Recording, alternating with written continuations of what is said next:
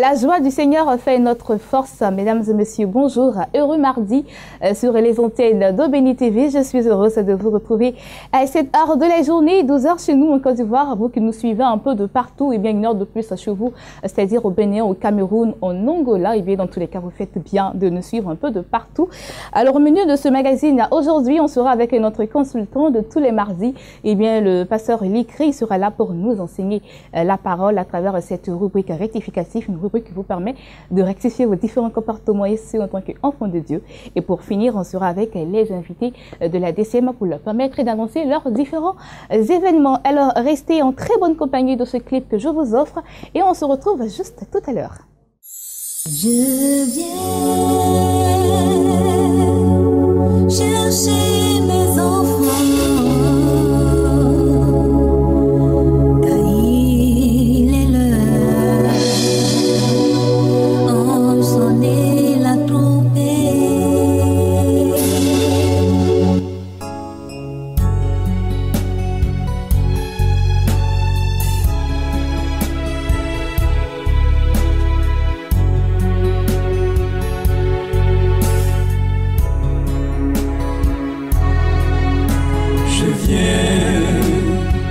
Chercher mes enfants pour régner avec moi. Ils ont attendu ce jour. Je viens prendre mes élus qui m'ont été fidèles. Ils seront éternels. Je viens chercher mes enfants pour régner avec moi. Ils ont attendu ce jour.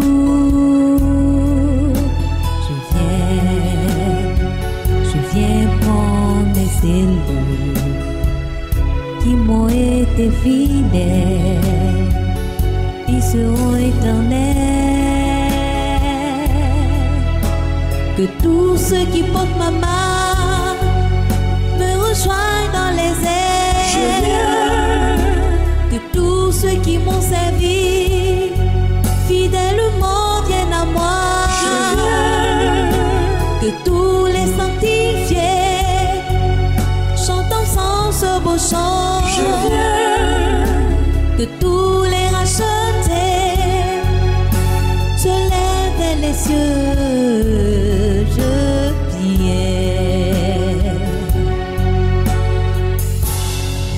Jour d'espoir, de malheur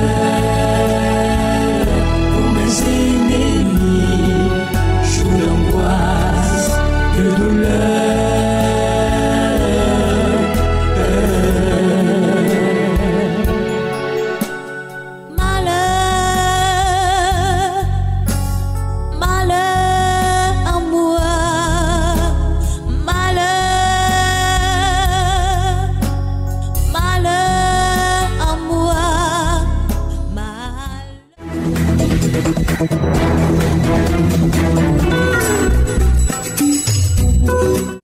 Il s'est installé sur notre plateau, notre consultant de tous les mardis, le pasteur Likri. Et aujourd'hui, notre thème du jour est bien être à l'école du Seigneur. Bonjour, pasteur. Bonjour, Béni. Comment tu vas? Oui, ça va très bien. Alors, notre thème du jour, à l'école du Seigneur. Pourquoi ce thème aujourd'hui? Bien, à l'école du Seigneur, parce qu'il y a beaucoup d'écoles. Nous avons fait beaucoup d'écoles. Et aujourd'hui, celui qui se dit chrétien, il est dans une école. D'abord, il faut savoir ce que c'est qu'une école. Pourquoi on en parle? Alors, l'école, c'est un lieu d'apprentissage et de formation. Et quand nous arrivons à l'école du Seigneur, nous changeons de cadre. Mais pourquoi nous parlons aujourd'hui de l'école du Seigneur? Je disais qu'il y a plusieurs écoles que nous avons fréquentées. Quand nous étions chez nos parents, nous avons été à l'école. Nous avons été formés par les parents, nous avons été éduqués par les parents. Après cela, nous avons envoyés dans une école d'éducation nationale, tout ça, et où on a été enseigné. Et à l'école, vous avez vu souvent que tu as des voisins, il y en a qui sont turbulents, il y en a qui sont bavards, il y en a qui ne suivent même pas ce que le maître dit. Après ça, on est à l'université. Moi-même, quand j'étais à l'université, il y a des gens qui viennent même dans l'amphithéâtre avec des sifflets. Quand ils voient qu'il est là, ils commencent à siffler. Or, quand on parle d'école, il y a d'abord un règlement intérieur qui régit la bonne marche de l'école. Et donc, dans ce règlement intérieur, il y a la discipline. Mais dans le monde, la Bible nous dit dans Ésaïe chapitre 53, le verset 6, que nous étions tous errants et chacun suivait sa propre voie. C'est comme ça que nous marchions. Chacun suivait sa propre voie. Aujourd'hui, vous allez voir qu'il y a des gens qui sont des brouteurs. Ils sont allés à l'école de Satan. On leur a montré comment faire pour voler l'argent des gens. Il y a des gens également, que ce soit des hommes ou des femmes, qui sont des prostituées. Et on dit même prostitution là, c'était le plus vieux métier. On dit métier. Ça veut dire que les gens ont été formés pour ça. Mais aujourd'hui, nous avons trouvé, comme la Bible le dit dans 1 Pierre chapitre 2, le verset 25, « Car vous étiez comme des brebis errantes, mais maintenant vous êtes retournés vers le pasteur et le gardien de vos âmes. » Donc quand on dit qu'on est chrétien, ça veut dire quoi? Qu'on est retourné vers le pasteur et le gardien de nos âmes. C'est une bonne nouvelle. Si nos âmes ont un gardien, c'est vraiment une très bonne nouvelle. Pourquoi? Parce que nous étions errants. Et étant dans cette situation-là, si nous mourions, qu'est-ce qui nous attendait? C'est l'enfer. Mais Dieu, par sa grâce, a envoyé quelqu'un, ce qui a fait tomber le châtiment de tous. Et il nous a appelés à lui. Aujourd'hui, quand nous sommes à l'école du Seigneur, qu'est-ce que nous devons faire? Parce que le temps est vraiment très court. Je vais donc résumer. Quand on dit qu'on est à l'école du Seigneur, ça veut dire que nous apprenons à connaître ce Dieu que nous suivons. Nous apprenons à connaître sa volonté. Qu'est-ce que Dieu veut que nous fassions? C'est très important. Mais comment le savoir aussi? Justement. C'est pour ça que nous sommes là. Pour le savoir, ce n'est pas compliqué. J'ai toujours parlé de la Bible qui est notre référence en tant que chrétien. Et c'est cette Bible-là que nous devons utiliser. Pour savoir qu'est-ce que Dieu veut. La volonté de Dieu se trouve dans la Bible. La pensée de Dieu se trouve dans la Bible. Quand tu marches avec quelqu'un, il faut te mettre d'accord avec lui pour que vous puissiez avancer. Donc, pour que tu puisses avancer avec le Seigneur, il faut être d'accord avec lui. Mais qu'est-ce que nous constatons aujourd'hui? Pourquoi nous parlons de l'école du Seigneur? Les gens arrivent à l'église, ils sont à l'école du Seigneur, mais ils veulent faire ce que leur cœur dit de faire. Ils veulent faire ce que la chair leur dit de faire. Aujourd'hui, ils ne sont pas prêts à mettre en pratique la parole de Dieu. Et pourtant, Jean chapitre 13, verset 17 nous dit que si vous savez ces choses, vous êtes heureux pourvu que vous les pratiquiez. Donc Dieu dit qu'il va nous enseigner les voies qui vont nous donner la bénédiction. Dieu va nous enseigner les voies, il va nous montrer les voies qui vont nous conduire à l'élévation. Pourquoi? Parce que les voies que nous avions empruntées autrefois étaient des voies de perdition. Donc aujourd'hui, le chrétien qui arrive à l'église, il ne doit plus faire sa volonté, mais il doit faire la volonté de Dieu. Il doit faire ce que Dieu veut. Exemple, je donne l'exemple de Naaman. Vous connaissez Naaman, il était un haut gradé de l'armée. Naaman était lépreux. Et dans sa maison, il y avait une petite fille qui a dit à sa patronne, Tanti, il faut dire à tonton, je connais un homme qui est en Samarie, qui peut guérir le tonton qui est là. Et quand Naaman est parti en Samarie, qu'est-ce qu'il a fait? Il croyait que Élisée allait courir vers lui pour venir, pour dire, bon, et que, voilà, il y a un monsieur qui est venu. Et ce monsieur-là, c'est un grand homme, hein, c'est un grand type, il est venu avec des galons, tout ça. Mais Élisée est resté dans son coin. Quand bien même le roi d'Israël était fâché parce qu'il y avait encore la guerre, il pensait que le roi de Syrie était en train de le provoquer. Élisée lui a dit, reste tranquille. Le monsieur qui est venu, je vais m'occuper de lui. Et lui a dit, Naaman, tombe dans le Jourdain 7 fois et tu seras guéri de la lèpre. Il n'avait pas le choix. Il était à l'école du Seigneur. Une autre réalité s'est présentée à lui. Les chrétiens ne peuvent pas comprendre cela. Tu étais dans le monde et tu faisais ce que tu voulais. Mais dès l'instant où tu es maintenant dans la maison de Dieu, tu as donné ta vie à Christ, ce n'est plus ta volonté qui compte, mais c'est la volonté de Dieu qui compte. Et tant que tu n'as pas compris cela, tu vas courir derrière les miracles, tu vas courir derrière les guérisons, tu vas courir derrière quoi que ce soit, tu n'auras absolument rien, parce que rien ne peut te sauver si ce n'est que la parole de Dieu.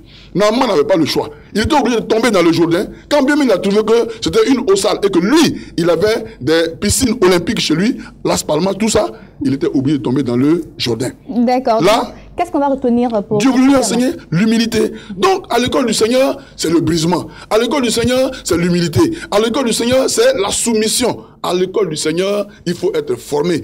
Paul même a formé. Il a été un formateur à l'école de Tyrannus. Paul a été formé. Il a formé. Et lui-même, il a été formé. Donc, nous devons être formés. Et nous devons mettre en pratique ce que nous apprenons. Chaque jour, nous allons à l'église. Ce n'est pas pour monter ce que nous avons porté comme habit. Ce n'est pas pour nous montrer comme nous sommes beaux. Mais c'est pour mettre en pratique. C'est pour que quelque chose change dans notre vie. Les chrétiens ne sont pas prêts à changer. Quand il dit, et je le répète toujours en matière de mariage, que c'est celui-là que je veux, si on lui dit la parole de Dieu ne veut pas ça, lui, il n'est pas d'accord. Il veut forcément faire ce que la chair lui dit. C'est ça. Quand on est à l'école du Seigneur, on doit mettre en pratique la parole de Dieu. Et c'est cette parole-là qui va véritablement le sauver. Donc, à l'école du Seigneur, il faut éviter les retards. À l'école du Seigneur, il faut éviter les causeries, les bavardages inutiles. À l'école du Seigneur, il faut également éviter de mâcher les chewing-gums pendant que la parole de Dieu passe. On est assis sur les tables, on mange les chewing-gums. À l'école du Seigneur, pendant que la parole de Dieu est prêchée, les gens sont en train de causer. Regarde ce qu'il a porté, sa cravate est déplacée. Regarde le groupe musical. C'est-à-dire que lui, il ne s'occupe même pas de la parole qui est prêchée. De sorte que, en sortant de ce lieu-là, si on lui demande qu'est-ce qui a été prêché aujourd'hui, il n'est pas capable de te dire ce qui a été prêché. Ça veut dire quoi? Il n'a rien retenu. Donc, il est toujours la même personne. Et chaque fois, il va pleurer, dire, depuis 10 ans, je suis à l'église, rien ne marche pour moi, mes amis se marient, ils font ceci, cela. Mais tes frères qui sont mariés, tes amis qui se marient, ceux qui travaillent là, eux, ils mettent en pratique la parole de Dieu. Quand ils vont à l'église, ils sont attentifs, parce qu'ils sont à l'école du Seigneur. À l'école du Seigneur, il n'y a pas de distraction. À l'école du Seigneur, c'est l'obéissance, c'est la soumission, et comme je l'ai dit, c'est véritablement la formation qu'il faut recevoir et connaître ce grand Dieu. On ne peut pas marcher avec lui sans le connaître. Amen. Et voilà qui est très bien dit, être à l'école du Seigneur. Eh bien, une astuce pour terminer, moi je dirais de faire un avec la Bible. Eh bien, si vous n'arrivez pas à lire la Bible, au moins prenez un verset par jour et je suis sûre que vous serez enseigné davantage. À présent, nous partons avec Espace Annonce. Je veux que tu prospères et que tu sois en bonne santé comme prospère l'état de ton âme. Bonsoir à vous du côté d'Abidjan. Ici au Bénin, dans Midi d'Afrique, je reçois pour vous le révérend Simon Kapo Amoussou de l'Assemblée pentecôtiste internationale. Révérend, bonsoir. Bonsoir, monsieur. Merci d'être sur ce plateau avec vous. Nous allons aborder rapidement l'Assemblée pentecôtiste internationale. C'est quoi déjà? L'Assemblée pentecôtiste internationale, c'est une assemblée qui prie pour les malades et les affligés.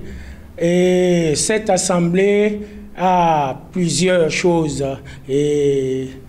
à faire pour la population du monde entier, parce que le Seigneur a envoyé son Fils pour nous sauver. Donc, en Actes 4:12, il nous dit « Il n'y a de salut en aucun autre, car il n'y a sous le ciel aucun autre nom qui a été donné parmi les hommes par lesquels nous devions être sauvés. » Pour cela, c'est lui qui sauve, c'est Jésus qui sauve. Et c'est le jour de Pentecôte qu'il est arrivé pour nous sauver. Il est venu pour nous prendre en compte. Il est venu pour les affligés, pour les malades et pour tous ceux qui souffrent de n'importe quel mal. Jésus est là pour les sauver. Exactement comme vous l'avez dit. Alors, quelles sont les activités au niveau de l'Assemblée pentecôtiste internationale? Les activités. Les lundis, oui.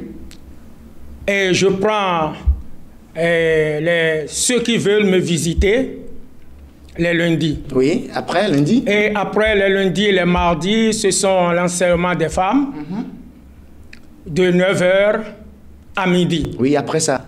Le mercredi, c'est la prière.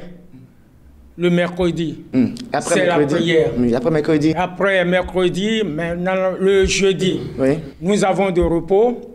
Et le vendredi aussi, c'est le culte du soir à 19h. Et le dimanche? Et le dimanche maintenant, c'est le culte de remerciement. Et nous louons le Seigneur, nous l'adorons. D'accord. Alors, très rapidement, votre lieu géographique, là où on peut vous localiser pour celui qui vous suit et qui veut venir dans votre église. Oui, l'église se trouve à Fidjrosser Kota, Petit à Petit 2, dans la vente du Petit à Petit 2. Et quatrième vont à droite, et premier vont à gauche. Tout juste, on nous trouvera. D'accord. Vos contacts, très rapidement. Mon contact, c'est 97 68 12 96 65 97 56 74. Merci à vous, au révérend Simon Kapo Amoussou de l'Assemblée pentecôtiste internationale. Je reprends pour les téléspectateurs rapidement les contacts. Plus 229 97 68 12 96 ou plus 229 65 97 56 74. Je recevais à l'instant le révérend Simon Kapo Amoussou de l'Assemblée pentecôtiste internationale. Le second invité de Midi d'Afrique ici au Bénin pour nous, apôtre Jean C. Adjinakou. Il est de l'église évangélique prophétique et de délivrance, apôtre Jean C. Adjinakou, bienvenue. Merci. Alors, une question pour vous permettre, parce que vous irez en langue nationale, Fongbe, langue que je vais résumer à la fin de votre intervention. Parlez-nous de votre église. À continuer, église évangélique prophétique de délivrance. Mindo, figure sepota, agla, razonto, un des bio vont petit à petit, Dieu vont mais et nous, moi, j'ai entendre. Et moi, j'ai entendre vont des boys de voyant, de vont oui, gars, bio mais la gauche, dans mon église ordo, fini. Bon, nous, y a mis tant l'église, mais les mardi, les mais non, le coup biblique. Et mardi, ça, ça, nous, quand mais on y met le biba, mieux élève, au des tiens, mais non, tout pour nous, do, yepo. Mais quand c'est fini, mercredi, mais nous avons bloqué si c'est un letton. Et on va vendredi, quand on met deux quand on le tundaï, nous, mais les deux pour parce qu'ils ont mais des bounes, et on va finir. Et les coups, on va nous so tité. La photo dit bon, et non, mon tiers, quand on n'a pas qui gonou, ma va et on va dire dimanche, il y a un close mais non, ben si c'est un do quand t'es aimé. Mon bleu code de dimanche, quand on met un signe de son nom, mon photo, quand oui, mais les nuits, les nuits, vos contacts. Plus 229 97 85 69 96. Voilà, c'était à l'instant l'apôtre Jean C. Adjinakou. Pour ceux qui ne comprennent pas fond, il disait simplement que au niveau de son église, l'église est située non loin du CEG L'Entente. Vous venez là et puis vous appelez le numéro plus 229 97 85 69 96 pour ne pas vous perdre. Plus 229 97 85 69 96. Il disait également qu'il y a plusieurs activités au niveau de cette église. Les mardis, cours bibliques, les mardis également, les mardis matin, il reçoit ceux qui veulent bien sûr parler avec le pasteur principal. Le mercredi, il y a culte pour les femmes. Le jeudi, il y a la délivrance. Le dimanche, de 9h à 10h, école de dimanche, de 10h à 12h, le culte pour prier Dieu, le remercier. Merci, apôtre Jean-C. Adjinakou. Merci d'être passé par ici. Okay. Voilà, mesdames, messieurs, chers confrères et consoeurs d'Abidjan, c'est la fin ici de Midi d'Afrique, ici au Bénin. Nous passons l'antenne. Merci de nous recevoir chez vous. Nous sommes avec notre dernier invité du jour. Eh bien, il s'agit du révérend Pauléon. Il est là pour annoncer un voyage en Israël. Bonjour, révérend. Shalom à toi. Comment ça va? Oh, ça va par la grâce de Dieu. D'accord. Alors, comment ça va se passer notre pèlerinage? Ok, je bénis Dieu pour vraiment l'occasion qu'il permet encore à toutes ces personnes qui me suivent. Vous savez, je suis porteur d'une très bonne nouvelle. Cette nouvelle-là, c'est que le Seigneur nous permet d'aller visiter son pays. Son pays pour dire que Jésus est né quelque part et il a laissé beaucoup de preuves là-bas pour booster notre foi. Est-ce que tu sais que comme ça, en Israël, il y a, comment on appelle ça, un mur qu'on appelle le mur de lamentation qui véritablement est un mur reconnu pour ce que Dieu fait au travers de ce mur-là. C'est vrai que ce n'est pas de l'idolâtrie, mais c'est le lieu le plus saint d'Israël. Les Israéliens le disent, c'est le lieu le plus saint. Il y a des sujets de prière des chefs d'État là-bas, des sujets de prière de toutes ces personnes qui vont en Israël. Tu ne peux pas aller en Israël sans déposer tes sujets au pied du mur de lamentation. J'ai un bien-aimé frère qui est allé en Israël qui avait l'insuffisance rénale. Il a dit, avant que je ne meure, il faut que je visite la terre du Seigneur. Il est allé en Israël, je vous assure, avec 2 sujets de prière. Arrivé devant le mur de lamentation, il a introduit le sujet de sa guérison dans le mur.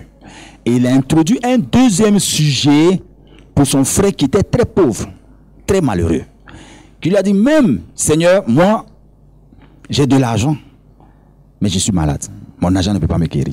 Donc moi, j'ai besoin de guérison. Mais mon frère, qui est resté en Côte d'Ivoire, lui, il a besoin d'être riche. Aujourd'hui, je vous parle, son frère est le PDG d'une grande entreprise de la place. Et lui, il a été restauré, guéri de l'insuffisance rénale. Parce qu'il a été en Israël, pas parce qu'il n'avait pas la foi, mais quand tu arrives en Israël, il y a cette présence de Dieu. Parce que quand tu marches dans les pas de Christ et que tu sais là où Christ est passé, c'est comme une onction qui descend sur toi pour réellement booster ta foi. Donc, le voyage que nous organisons, c'est pour toute l'Afrique. C'est un voyage international qui va permettre à toutes ces personnes qui sont dans tous les pays africains qui veulent aller connaître Israël de nous contacter parce que c'est une histoire de booster la foi et aussi de marcher dans les pas du Christ pour attester la véracité de la parole. D'accord, donc ce sera pour quand le voyage? Ça sera pour le 9 août. C'est vrai? Apparemment, quand on parle du 9 août, on trouve ça long. Mais il y a beaucoup de dossiers à faire à notre niveau pour que toutes ces personnes qui nous ont fait confiance, qui ont fait confiance en Béni TV, puissent aller en Israël, passer un bon séjour, visiter les sites touristiques, revenir avec l'onction d'Israël. Le coût du voyage, c'est 1 460 000 pour ceux de la Côte d'Ivoire. D'accord. 1 460 000. Ceux qui sont à l'extérieur, qui rentrent en contact avec nous, nous allons leur donner de plus amples informations. D'accord. Les contacts? Les contacts, avant de les donner, c'est pour dire que tout le monde est concerné. Voilà. Ce n'est pas une histoire de chrétiens ou non chrétiens. C'est tous ceux qui veulent voyager du 9 au 17 août. Ce voyage est pour toi. Viens expérimenter la puissance de Dieu au travers du pèlerinage que nous organisons pour toi. Donc, les contacts, nous avons le 09 88 68 00 03 72 31 23. Je répète, 09 88 68 00 03 72 31 23. Il nous revient de manière récurrente qu'il y a des personnes qui appellent. Si ce n'est pas ces deux numéros, ne remettez l'argent à personne. Venez à la maison de la télévision Béni TV pour vous faire inscrire ou appeler, c'est seulement que ces deux numéros. Voilà. Par mesure de précaution. De précaution. Voilà. C'est une histoire d'argent et de confiance. Merci beaucoup. Révérend Paul Owen était là pour annoncer ce voyage en Israël qui aura lieu du 9 au 17 août prochain. Les contacts le 09 88 68 00 03 72 31 23. C'est ici que moi je vais mettre un point à cette émission. J'ai été très heureuse de vous la présenter. Rendez-vous demain 12h GMT. Vous pouvez aussi nous voir et nous revoir sur notre site internet www.beni.tv. Que l'Éternel vous bénisse. Bon appétit si vous êtes à table. Au revoir. C'est vrai que dans les derniers jours, les gens seront hautains, égoïstes, enflés d'orgueil, amis de l'argent, aimant le plaisir plus que Dieu, ayant l'apparence de la piété, mais régnant ceux qui en fait la force. Moi, Seigneur, je veux mettre au large, je t'ai cherché, toi l'essentiel pour ma vie. Je veux m'enraciner en toi, Jésus. Quand viendront le vent et la tempête, donne-moi de résister. Je veux m'enraciner en toi, Jésus.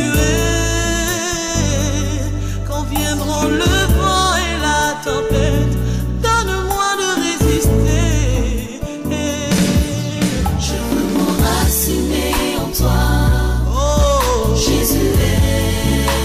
Ah Seigneur, le vent et la tempête, donne-moi de résister. Je veux m'enraciner en toi, Jésus.